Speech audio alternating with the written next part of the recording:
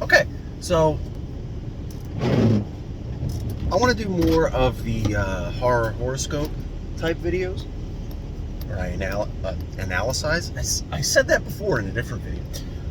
Analyze a certain character through a certain lens, and I so often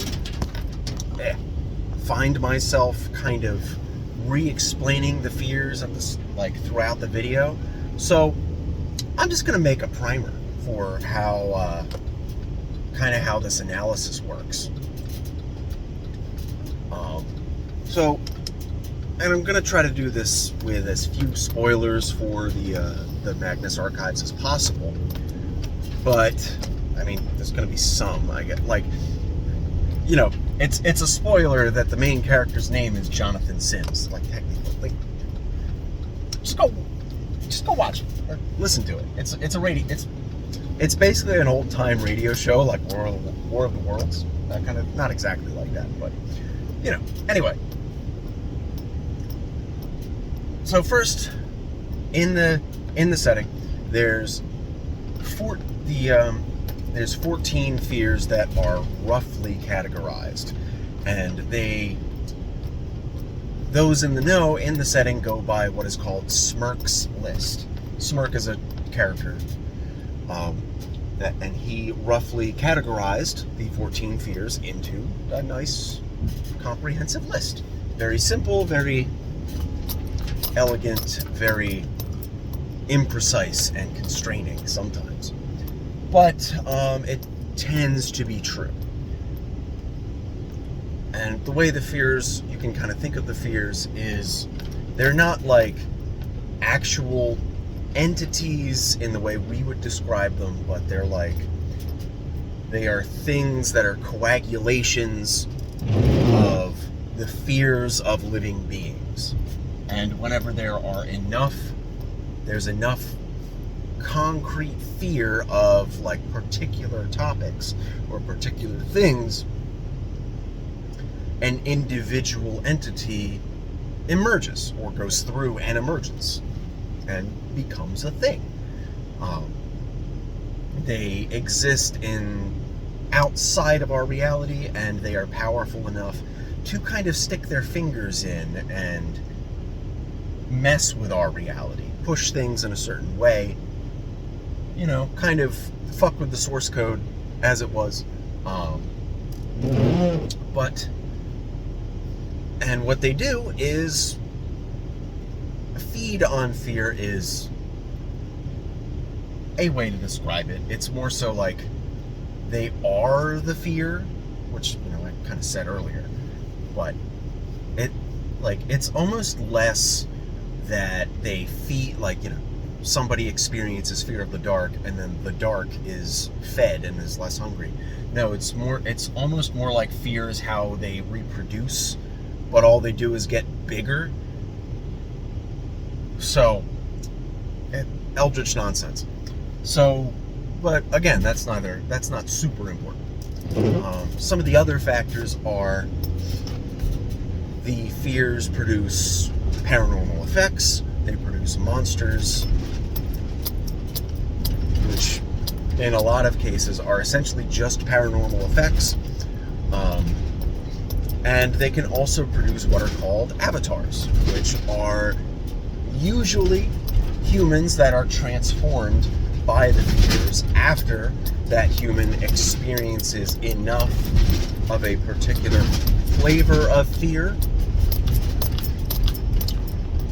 and are just, without dying, and are so touched by a particular fear, they are changed by it fundamentally. Or in other cases, again, usually a human is usually affected by a fear, but then they seek it out and they give themselves over to it. Or in other cases are sacrificed to it in a variety of nebulous ways. So there's a lot of ways to become an avatar and stay an avatar and stop being an avatar.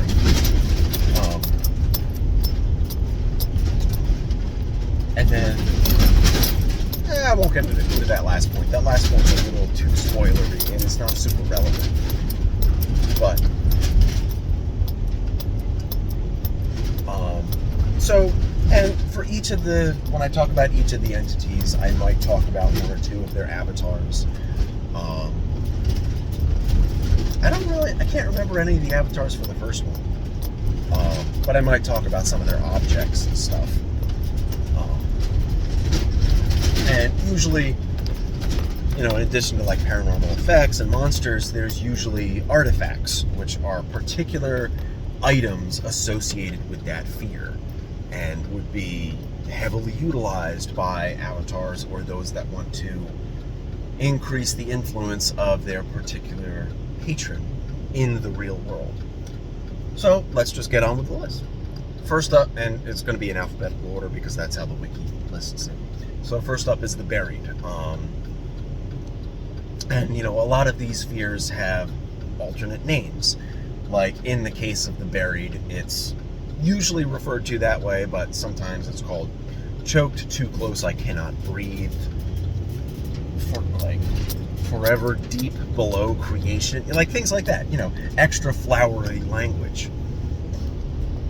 But the buried is the fear of small spaces, suffocating, drowning, being buried alive.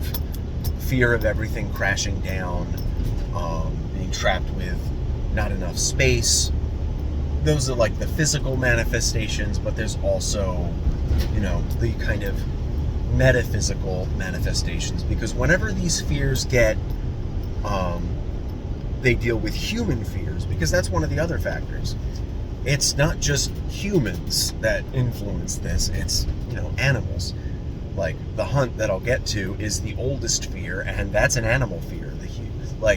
Humans contribute to like 20% of that thing. But for the buried, it's usually that. Sometimes it can also be like drowning in financial debt. Things like that. And not something that the actual show goes into, but something like maybe you're an online influencer or something and you're just drowning in people DMing you. Something like that. Could be along those lines. Like you just have too many people clamoring for your attention and you can't sort through it all. In the case of a D&D character, that you could probably apply that to a character like Ohm in his current situation, where he's, he has this entire army of Goliaths that he has to navigate and command. That's tricky. He's probably going to be drowning in that. But one of their objects is a coffin. It's like a simple wooden casket, like, the cheapest one you can think of. And it is usually chained up, sealed, but when you open it up, guess what's inside? Stairs down into a deep pit. That's all it is. And you go down there and it's suffocating and it's a maze and you can't find your way out. Usually someone would die down there, or rather they don't die, they just never come back out and are lost forever and live forever in this suffocating pit.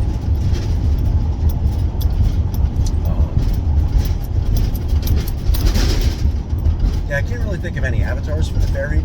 I think the buried is one of those ones that doesn't get as much showtime and is usually utilized by other characters that are less focused on a particular fear. Next is the corruption. This one's pretty simple, the fear of rot, decay, disease, crawling insects. Think Nurgle, more or less, but it's usually more insidious than that, less overt. It's pretty simple. The first kind of big bad of the Magnus Archives is an avatar of the fear. She's this lady that's like a living flesh hive for silver worms. Pretty straightforward.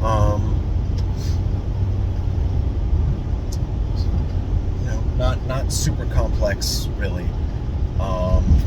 there is an artifact of them, of the corruption is, there's a book called The Plague Tale, which, guess what happens when you read it? Hey! But again, pretty simple, just fear of disease, like falling apart, like physically from something you can't stop, being infested, all those types of things.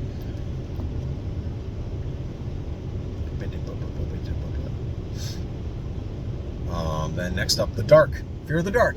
Not being able to see, not being able to utilize your senses, uncertainty of what's out there in the dark. Not like sometimes the lack of information, just going blind, like blindly having to do something. Things like that. Particularly creatures out in the dark that you can't see and that want to hurt you. Maybe. You're not sure. You know, think about when you're a kid and you're in a basement and you got to go upstairs, but you got to turn out the light before you go up the stairs. Like, you know, everybody at least has some brush up with the fear of the dark. Some of the artifacts of that are things like, I don't even know what those are. I don't even remember. Doesn't matter. But there's a lot of those types of things. Not really going to go into Avatar as much because that's too spoilery. Then next up, the desolation. The fire that burns away everything you love. This is the fear of, what do you call it? Like losing everything you love senselessly. The fear of unexpected pain, meaningless pain. You know, losing all your limbs, being disabled actually could be attributed to this. It's not the same as the lonely, but this is the fear of, like, you know, losing everything you have, particularly in fire. But it just manifests physically that way, because something like a house fire is pretty indicative of that type of loss. Like, you know, this morning you had your house, you had everything in the house, you had your family, and tonight, after the house fire, you don't have any of that. That kind of thing. Side note, those that are associated with the desolation, they're empowered by arson and, you know, causing other people to lose everything, whether that's in fire, whether that's like in like a lawsuit that strips them of everything they've built, you know, strips some dude of his company that that his family passed down and he spent his whole life working in, and you find a way to sue him for everything he's worth and he loses it all. That would empower you if you were a follower of the desolation. There's also a lot of burning wax imagery for this one, but again, that's just imagery and poeticness. Then the end, death. It's death. You know, particularly the death that cannot be avoided, that's coming for everyone. You know, death uncaring and unstoppable, like just we're all the same in death, that kind of thing.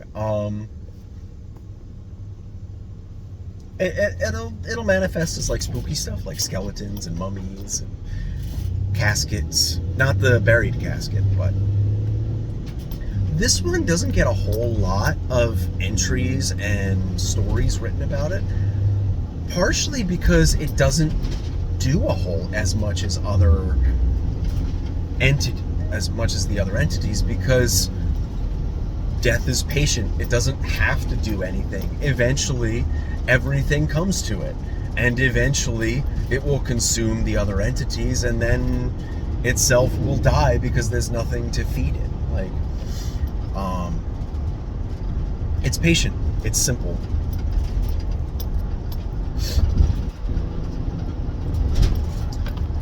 Then there's the eye, the fear of being watched, having your secrets known, laid bare, lack of privacy, In some cases, in a way, you could consider it like lack of identity, because if you can't hold on to certain secrets, privacy, if everything is known by everyone, then what are you? Things like that. Maybe not being in control of your own life, of your own decisions, of the things you do.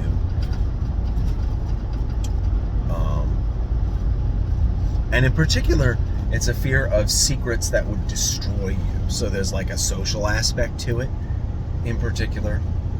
But again, this one's relatively simple. It's not necessarily control. Or it's not necessarily control or a lack of control. I guess it's more a lack of control, but not in the same way as the web. But there is some overlap there. Then next up is the flesh. This one is primarily an animal fear, just like the hunt. It's the fear of being meat, being carved up. Particularly, this is associated a lot with like slaughterhouses and farm animals. In particular, there's an avatar of the flesh called the monster pig. It's just a big pig that eats other pigs and eats other people and eats people and stuff. He's a big pig. But there are some more human intersections of this fear. There's an avatar that twists himself and adds to himself to get bigger and stronger. And he runs a gym, and the gym feeds on people's like body dysmorphia. Like, you know, those bodybuilders that are never big enough, never cut enough, they never look good enough. And those that are like kind of destroyed by this, like, you know, a gymnast. Picture a gymnast that's all arms. It's all arms to better perform gymnastics, because, you know, they're performing their routine and they fail at it, and they're just like, if only my arm bent a different way, I could have succeeded at that vault. Guess what? Your arm now bends that way and you can perform that vault, but that arm that bends that way is your leg. You know, things like that. And I really like that aspect of it, that body dysmorphia angle. That's a really good way to tie it into the human psyche. So, you know, that's some of the intersection between like an animal fear and a human fear. Not that those are like really distinct categories or anything. But it can also manifest as like piles of bodies, particularly in something like an abattoir or a slaughterhouse.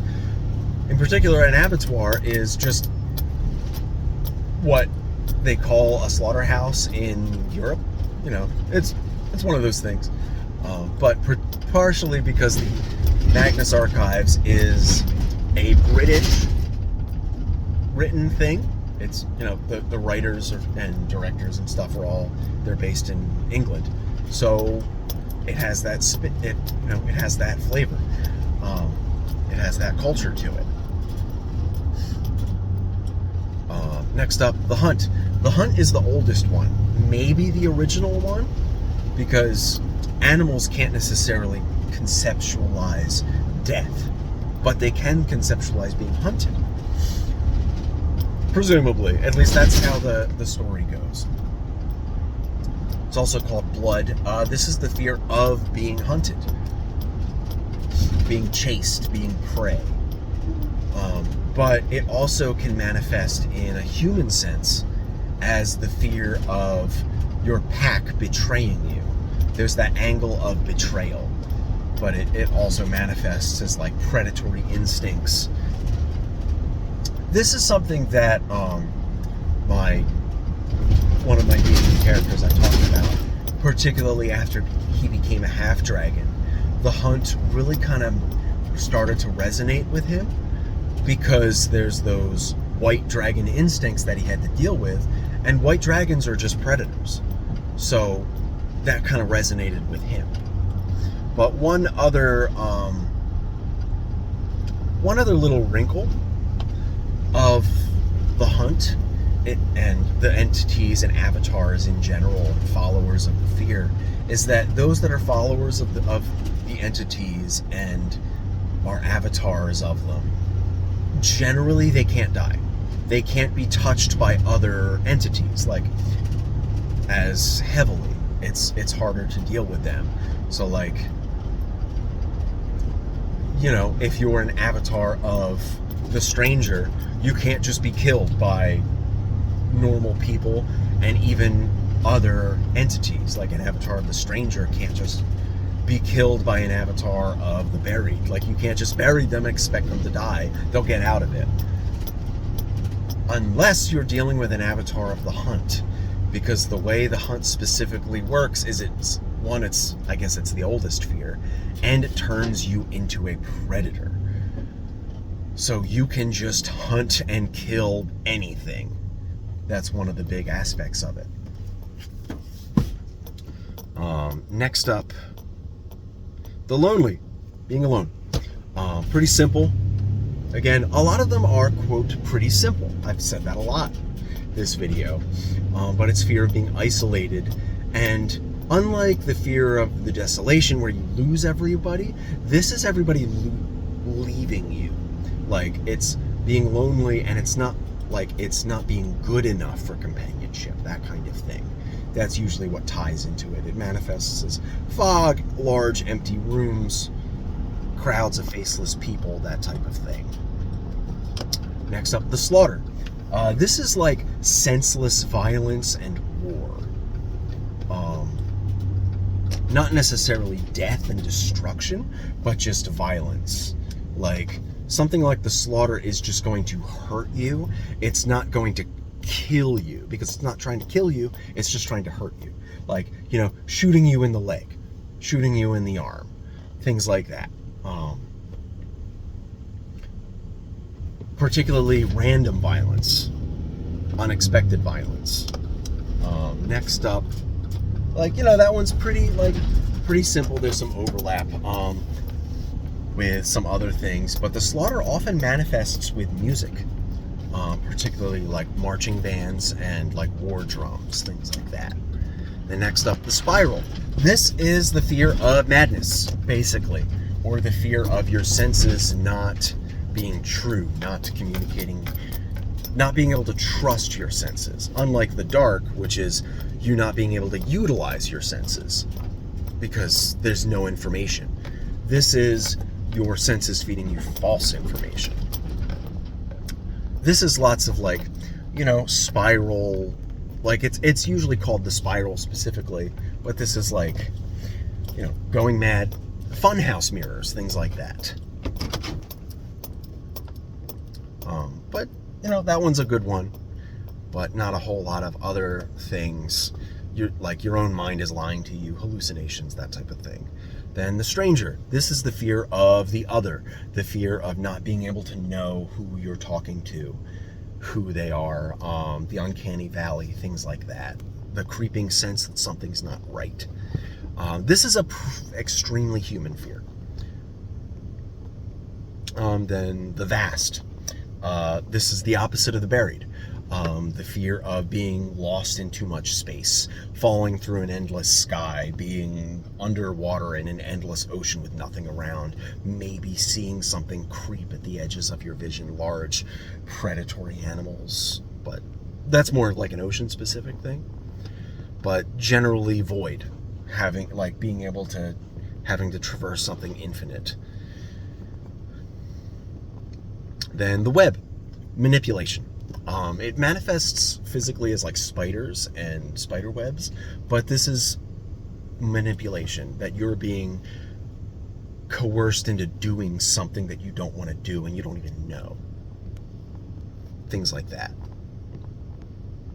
I think that's almost it. Right? Yeah, the stranger, the vast, the web. And then an emergent one called the extinction. This is like a 15th one. I usually say 14, but this is the 15th one. This is an extremely human fear and is the fear of the end of the world, the end of humans, the end of civilization, like us dying and the world moving on, some other species rising up and looking at our little artifacts, like our little coffee cups, like, oh. But this one's not a full fear, it's going through an emergence. And that's kind of a spoiler, you know. But there's not a whole lot of it. But it's particularly, this one's like a really personal kind of death, because it's like societal death. But